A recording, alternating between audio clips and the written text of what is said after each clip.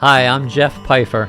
And I'm his daughter, Rachel Tretton, and together we own multiple businesses. People often ask, how did you acquire so many businesses and what's it like to run so many businesses? So we have created this podcast, the Uncommon Success Podcast, where we talk about our businesses and just the daily life of living together.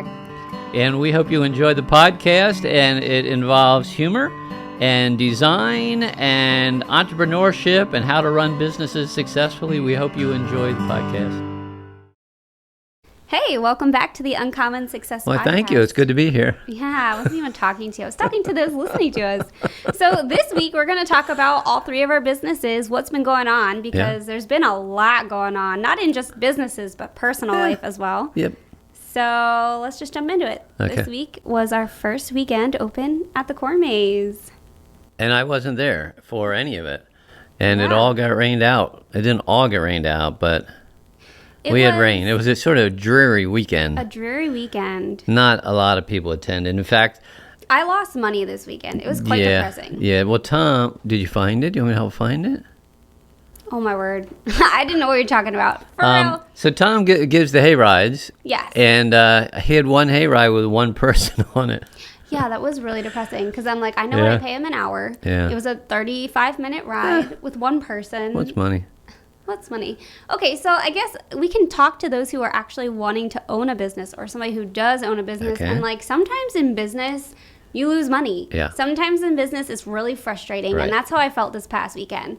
I staffed enough people so that I didn't have to be there. Mm-hmm. I'm trying to kind of step away from the business so I don't have to be there every Friday, Saturday, Sunday, so I can be home with my kids and enjoy them because now they're in school. If I don't see them in the weekend and I don't see them during the day, the only time I see them is the week evenings and we're doing homework and getting them to bed. Like there's no quality time. So I had enough staff so I didn't have to be there, but at the same time, that also then kind of cost me a crazy amount of money because I didn't even bring in enough to cover their wages. But that's part of doing business. And so that's part of doing business. So I can't like be upset about it. I was going to say on Sunday, which was the second day we were open, it looked like rain and it did rain.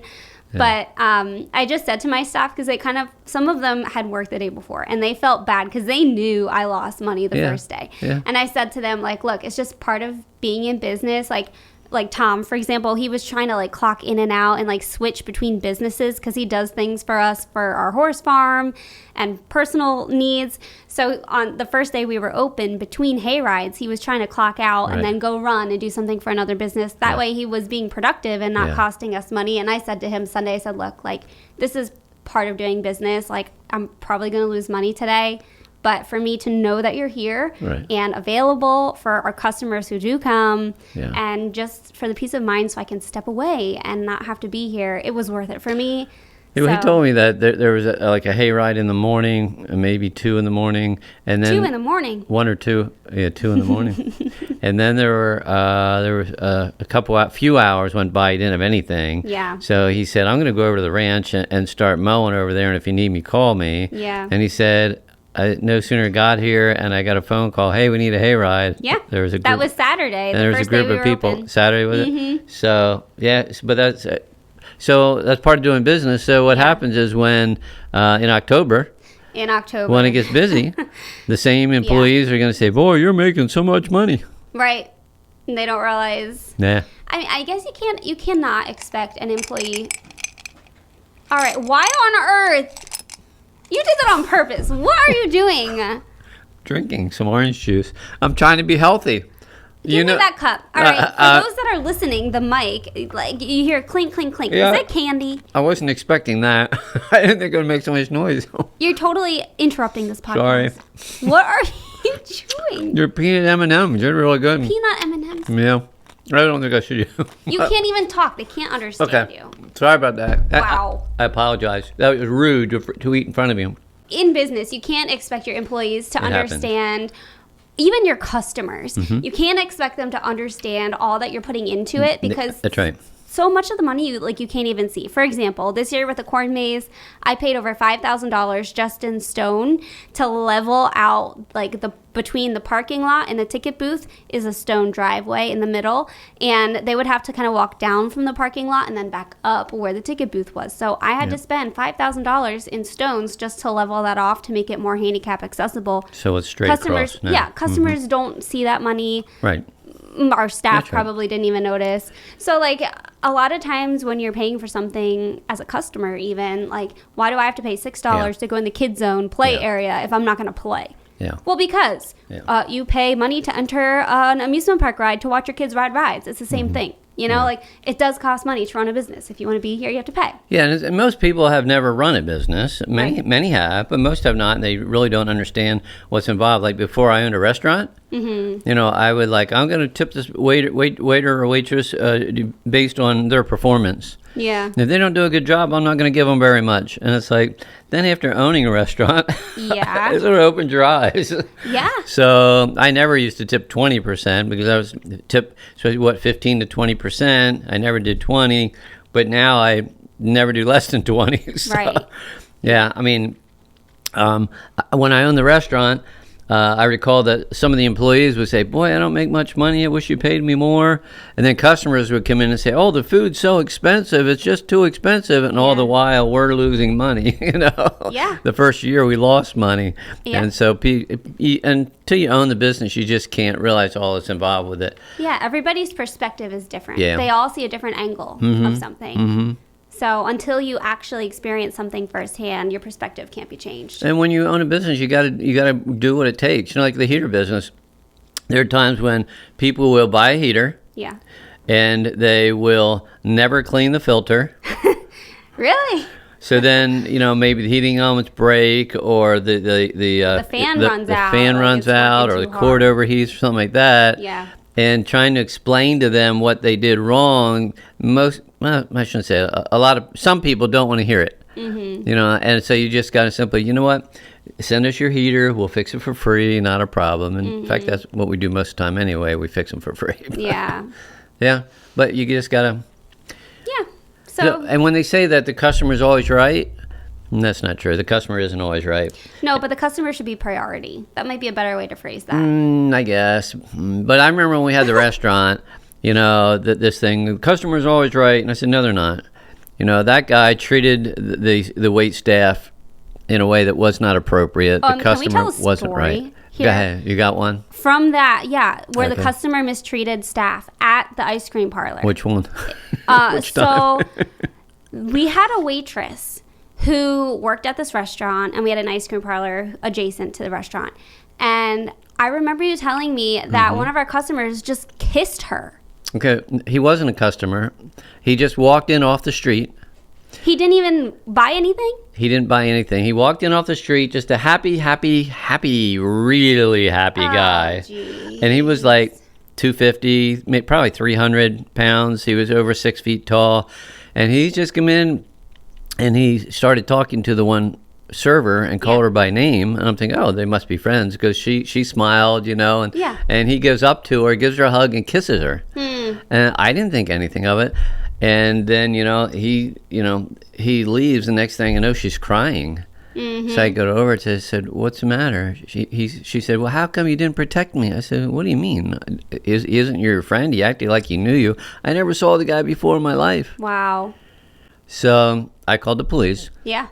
And how do we get his name? Somebody knew him? Well, how did he know her name? Well, she had a name tag on. Oh. Well, you probably had him on surveillance camera. Oh, yeah. So that was helpful. Yeah, that might be. That might be. Him. But called the police. Yeah. And the police ended up going to his house, came back and reported the guy was very high on drugs. Mm-hmm. And I felt bad. I said to the wait staff, well, we need to have a signal, because I had no idea. There's a lot of all right. moments. What's next on the agenda So here? next we're going to talk about the horse farm. So in the last podcast, we were telling everybody it's for sale, and that we had a lot of interest, and we even had a handshake in the the hayloft where he wanted to buy it. And so here we are a week later, and it is pending sale. It is pending. The contracts are signed. Yep. The title company has the paperwork, and they're now getting everything ready for closing. And September 26th, which is just like 10 days from now, something like that. Yes. Maybe even a week from now. Well, when this comes out, it'll be a lot closer to September 26th. So this kind of like... We're excited about this that. This ties into the next business update. So Heat for Less is another business that we own. But so with the horse ranch sale pending, that means that come September 26th, we're going to have quite a bit of money in the bank. So I'm going to leave that sit there for a second, and we're going to move to the next business, and we're going to revisit that. So the next business, Heat for Less, heater season is upon us. It is September, and things are picking up. And with our heater business, we've done a lot this year to kind of free you and me up from having to be there, because we do have plans to do more podcasts and to film on a full-time basis. And in order to film whatever kind of content we end up filming, we can't be physically running 3 businesses. So Mom does a lot of the behind the scenes stuff for the business. Some of the accounting, and some of the telephone support, shipping. Right. So Mom was in the hospital this week. Her health, as we mentioned in other podcasts, isn't great. And that is a really big reason why we're selling this horse ranch, is because if something happens to Mom, our heater business is going to need more of our attention. And it already is a lot. To take care of her, to help her. We need to be available if she needs to go to the hospital. Yes. And we're planning on acquiring more businesses. Right. But we don't want them to be so labor intense. Right. And that it requires our attention, because the horse ranch was really a different business from all the ones that I've owned. Yeah, we had to be there a lot. You couldn't. It was difficult to just hire staff to take care of the issues. Good change of word there. You're going to say throw staff in there. I wouldn't do that. So, because enough issues come up that are significant, that the average staff person can't. Right, when the police show up, they've showed up more times there at that business than I think any other business we've ever owned. By far. Yeah, by far. And we were looking to hire an administrator to help with our businesses, and we interviewed a couple of people, and it just didn't work out. And we hired one, and then she backed out before she started. Yeah. And we may still move in that direction. More funds are going to be available. Maybe we can do that. We just hired a video guy and an editor who's doing this podcast, who's behind the camera. Yeah, he was volunteering last year. He was not volunteering. He was interning. He was getting school credits. Okay, he wasn't getting paid. He was getting paid with credits. Yes. But can we pay everybody with credits? I wish. That'd be super awesome. No, but so we're hiring the right people, and I think it was kind of a blessing that in the administrative thing fell through, because now it kind of forced us to think new ideas and get creative. Okay, how are we going to make this work? So with our heater business, we have a company in Ohio who is going to be sourcing all of our phone sales and also our website sales, and they're going to be doing the phone support. So that frees you and me up a whole bunch this heater season. So with Mom being in the hospital this morning, we had 2 large shipments going to Ace Hardware warehouses. And so she does the shipping and the printing of all of the documents that go on all of these pallets of heaters. So we were kind of, you and me, thrown in. You called me this morning telling me I had to go there to the office, because I didn't even know I had to go to the office today. I didn't know these heaters were even going out. I'm pretty self-removed from Heat for Less, other than the marketing aspect of things. So I happened to have a sick child at home today with a fever of 102, and he didn't want to get off the couch, but he had to. So I bring him to the office. He falls asleep in an office chair. You and I start clicking through things. We end up FaceTiming Mom, because we're like, okay, walk us through this. We need her help to figure it out. Yeah. So we were there longer than I anticipated. So there comes this moment at the heater business. So our heater company, we do not own the building that we're in, the warehouse. We rent warehouse space. And there are multiple other businesses that rent warehouse space. So I'm putting paperwork on heaters, and you come walking towards me from the bathroom. You want to fill in from here? Well, I said someone is filming here on the property. It's about 150,000 square feet, I think it is. And they have, I don't know, maybe 20 businesses that are in there. We're just one of them. And so they were filming in this one business, which I was familiar with that business. And should I share? Okay. I was in the little boy's room. Well, yeah, that's part of the story. You're in the bathroom. I finished washing my hands. I'm glad you washed your hands. And I said, what are you guys doing over there at the flea market? Mm-hmm. And he said, well, we're filming a series for TLC. Yeah, which is a major... have you ever heard of them? Oh, my word. One of our favorite shows is from... Actually, several of our favorite shows are from TLC. Okay, good. Like, that we kind of, like, look up to. So he was telling me they were filming for a show for TLC. They're actually... Well... You found that out later, but so I went over. I went back to the office where you were at our facility, and I said, "You'll never guess what they're doing. Their TLC is here, and they're filming for a movie or a series. I guess it's a series." And you thought, "Really?" And you said, "Should I go talk to them or something like that?" Yeah, I'm like, "What are the chances?" Like you and I want to film on a full-time basis. Yeah. It's all about who you know and all about the connections. Right. Over the past 2 years, we've made crazy connections in the industry. Yeah. And we've been told by, like, major people that what we're doing is worth filming and it's worth a show. Right. It's just they want us to start growing an audience before they pick us up. Yeah. And so we started doing that not that long ago. Like 4 months ago, maybe, we just started filming here and there. Right. And with us, it's like... We are so busy, mostly with the horse farm, that we don't have time to sit and just come up with content. Like a lot of content creators that are successful create their content. They think it through and then they film it. And for you and me, a lot of the stuff we do, we're doing something. I'm like, oh, hey, like get my phone out. Let's film this. This is so funny. Like, look at that. Like. So we don't think everything through, in case you didn't notice that. We randomly grab Sometimes we do just randomly grab things. But sometimes... It's a little bit of both. This is halfway thought through today. Okay, Uncommon Success is the name. Okay, Uncommon Success. Okay, she's uncommon and I'm the success. I'm just saying. Hey, now. So she came up with the agenda here for this meeting. I don't even know what we're talking about until she mentions it, because I went to the hospital to pick my wife up to bring her home. Then I had to go to Eat for Less to help show Peters, and then I'm doing this. I'm not. So here we are. But you're success, so you should be totally fine working off the fly. And I am successful because I surround myself with people who are uncommon. Wow. All right, we're moving on. I'm just saying. So I looked at Dad when he told me the news of who was out there in the warehouse saying, shouldn't we hand them a brochure? Like, when are we going to have another chance to talk to these people? Right. So I said, they probably get people coming to them all the time wanting to do the same thing that we're doing. And then I said, and how many times does that person actually have a brochure put together for their... Wow. Okay. You're ridiculous. Okay. So I took a sticky... Well, no. I went out. I gave you a brochure. You gave me a brochure. Nobody was out there. Okay. So then did you look in the men's room? I did not look in the men's room. I'm sure. Wow. So when I went out into the common area where they were, wherever you saw them. The loading dock. The loading dock is where they were kind of staged. They had like trunks there and a huge light.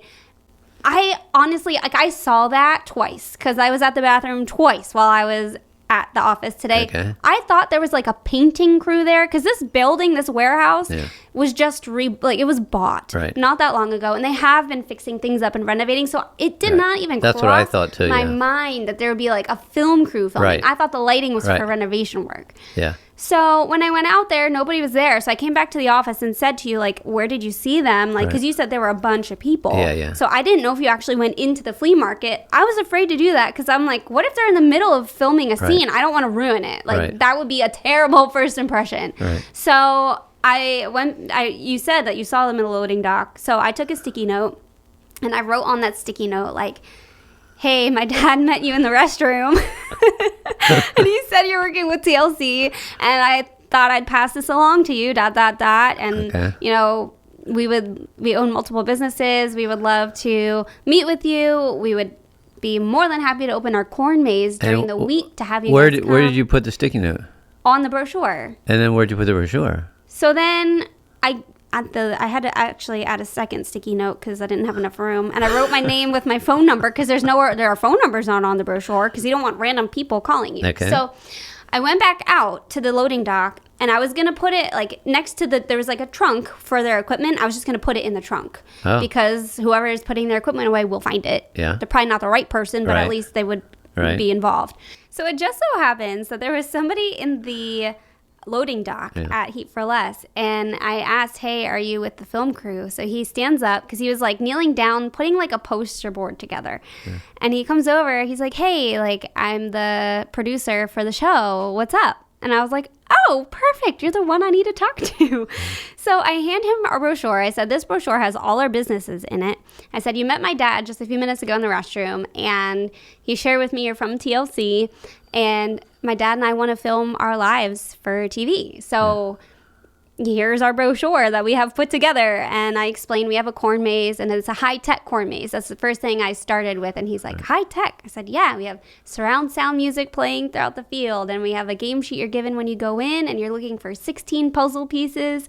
And as you collect the pieces, you build your map as you go. And he was just like, wow, that's so cool. Wow. Like, the guy was so nice. Like, he wasn't full of himself. Like, we've, for the past 2 years, talked to enough people. It's like some people in the industry just think they are like God's gift to the world, and they don't have time for you. Yeah. This guy was super genuine and just all ears. Yeah. So, and I appreciated that. So I said, you know, if you're going to be in the area here, we can open our corn maze during the week for your film crew. Like, if you guys want to come and do it together, like, we would totally do that for you. That'd be awesome. Right. And then you can experience it for yourself, see what we're doing. You can see our other businesses. And it turns out he's not with TLC. Correct. He's a producer. He owns the production company. Okay. So, so he pitched the show to TLC, and they bought it. Okay. And so here he is filming the show and that putting he's filming together. now. Yes. Okay. Yes. So he said to me, after I introduced like our lives and how we're selling a horse ranch and we're going to have money sitting in the bank to do something, he said, you know, once we're done filming this, we're going to be creating new show ideas and pitching them and start filming them. So he was totally open to talking, and he told me that he was going to call me later today when they were done filming. Good. And we can hopefully meet up and talk. Yeah. So should I share with our podcast listeners the idea that I pitched to him, or no? Because it's kind of like somebody could take it and run with it. So probably not. I don't think I'm going to share. Yeah, probably not. But I gave him like an idea for a show. We've been thinking about it for a couple years. Yeah, and I have it's a not list. New to us, but yeah. And I shared that with him. I said, you know, the show could be father-daughter entrepreneurs and us just like owning and running multiple businesses because there's always stuff happening. Right. I shared with him the pilot episode that we filmed. The police came, and that was not staged. Like the police have come to our businesses numerous times, many businesses numerous times, and they're all very positive towards us because we're doing great things for the community, and it's never our fault. It just so happens there's some crazy people in the world, you know? I noticed that.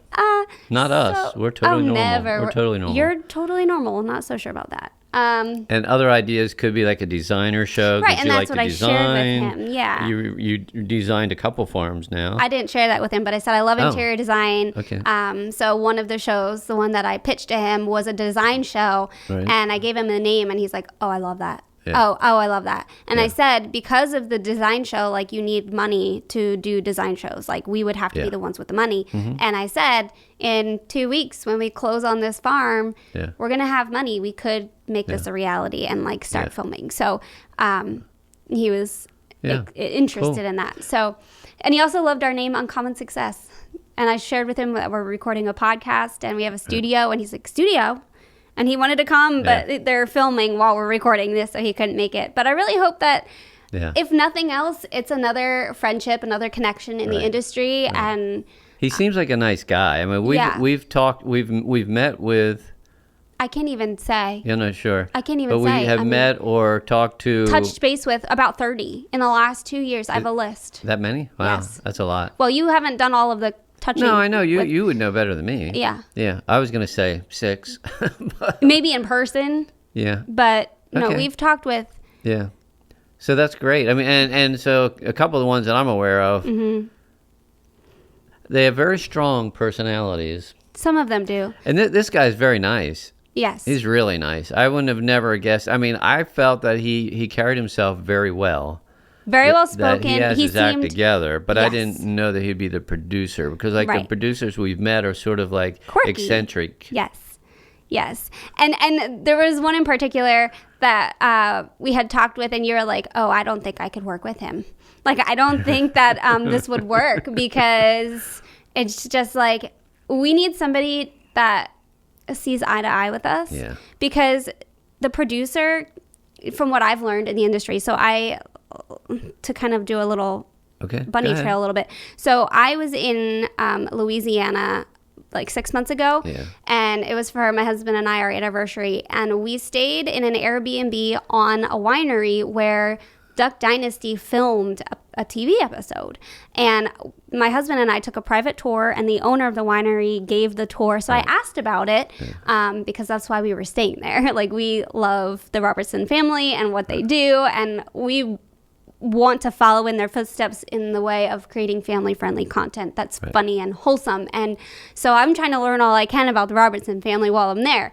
And what I learned from talking with the owner of the winery is even though like he agreed to let them film there on the winery, the producer lied to him and lied to the Robertson family, misled the Robertsons to think that this storyline was approved by the owner of this facility when in reality they just did whatever they wanted. And it really hurt the owner's feelings because this episode, the Duck Dynasty family, the Robertson family, bought a winery when in reality they didn't buy a winery. It was just all fake. It was for show and it was for fun. So not all producers have integrity. Exactly. Yeah. That's what I'm trying to get to. Yeah. So with this guy, first impressions can be wrong. And we've learned that just through the years of running businesses. But he seemed easy to work with and of integrity. And we're not willing to sell our soul just to make money or be successful. That's not our goal. Right. So that's... Yeah, who we work with, we're selective. You know, I was listening to a podcast on leadership this week, and I loved what the guy said. It's actually the owner of the Ritz-Carlton Hotel was a guest speaker on this podcast, and he talked about when he goes into a room with all new employees and he's training them, he comes in and he says, I am the owner of the Ritz-Carlton Hotels, and I am important. And then he says, and you are the dishwasher, you are the maid, you are the front desk person, you are the maintenance guy, and you are more important than me. Because if you don't show up to work, there is a catastrophe. The dishes don't get done. The beds don't get made. The maintenance projects aren't fixed. So I think of, who he also says to them, it's all like about a pep talk, right? Like he's building up his people and he's making his employees who might have like a lowly job in the view of some people. He says we are men and women serving men and women. So just because you're a dishwasher, you are a man with integrity. You're a woman with integrity serving women and men. And then he says the other thing that he said, which kind of brings us full circle, is yes, you're an employee. Like, yes, you were hired, but you were chosen. Right, that's right. You were chosen out of all the people that interviewed with us. And that's how I look at you and me as we're trying to meet with producers and find the right fit. Like, we're choosing them. Like, we can say no. And we actually have said no to a producer just because we looked at the material that he put out. There's nothing against the person, but it was just like, not quite the quality or the style that we're looking for. Like, just because you're a producer, just because you might have these connections in the industry, you're not going to portray us the way we want to be portrayed. That's right. So Right.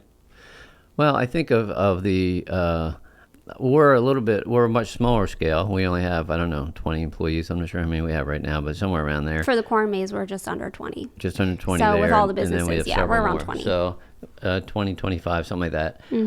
But we treat them like family. I mean, we're taking some of them to an event. Yeah. So I rented out a movie theater. Oh, that actually too, for Duck Dynasty. This is totally. Here we go. Okay. We love Duck Dynasty. They came out with a TV, like a movie. Yeah. a true life story of how they came to be as a Robertson family. And their movie is hitting theaters September 28th, and I rented out an entire movie theater. 93 seats. There is no discount on a full theater of seats. I told Mom you did this. I told her just yesterday. She said, she did what? I actually just told Sam, my husband, last night. He's like, why didn't you tell me that you just spent almost $2,000? I was like, well, because it's the Robertson family. I just believe in what they're doing so much. It'll seat how many? 90-some people? 93 people. And we only have like 25 employees. We better get hiring. Oh my goodness. So it's for employees and their families. Yeah, and then I was going to invite at the horse farm. We have people who board horses there. And their families. So, yeah, like, we'll fill it up. Because we value relationships. It's like... Yeah. It's good to do events as a group, whether it's staff or your employees, or like your clients. Yeah. It's good to have that personal relationship, show that you care, and then at the same time support a great movie and a great cause. Right. Like, absolutely. Right. And then we're doing another event this coming week, Friday. We're going to be taking some of our interns that are working with us in marketing and taking them to a competitor corn maze to go through. We're going to see, like, what does this corn maze have that we don't have? What are they doing well that we could be implementing? So it's like a learning Just thing. a fun thing. But it's also a fun thing to do. And we're taking at least one of our employees. Yes, our video guy over there is going to be creating some content for us. So it's like a... How come every episode we end up talking about him? Yeah, well, because he needs to come over here sometime. We have to interview him. All right. So I think to wrap this up, I think we've talked enough about all three of our businesses in this week. But just to give an update, Mom is better. She is home from the hospital. Yeah. The heater business is doing okay. We got the order out without too much of a hitch. There was definitely 20, 30 minutes where you and I were like, are we going to get this paperwork sorted out? Because there was an error, not on our end, but there's other people involved in creating the paperwork that goes on. The shipping company typed in an error. So we're like, what do we do? I don't know. But we got it worked out. We have a possible new connection in the TV industry. Our corn maze, hopefully we have a better weekend this weekend. We have some groups coming this weekend. So that will help a lot. And then just the nice weather. The closer we get to October, the more... busier it gets. In the last podcast we did, you mentioned a new business idea. Yeah. And we just didn't have time to cover that today. So the entire next podcast, we're going to be talking about once we sell the horse ranch. What are we going to buy next? That'll be fun. Thanks for listening. We'll see you in the next podcast. We hope that you've enjoyed listening to our podcast and that although Dad and I are ordinary people, we have had success, which is kind of uncommon, hence the name Uncommon Success Podcast. And hope you leave inspired to dream big dreams and to go after your dreams. I couldn't have said it any better myself. See you in the next podcast.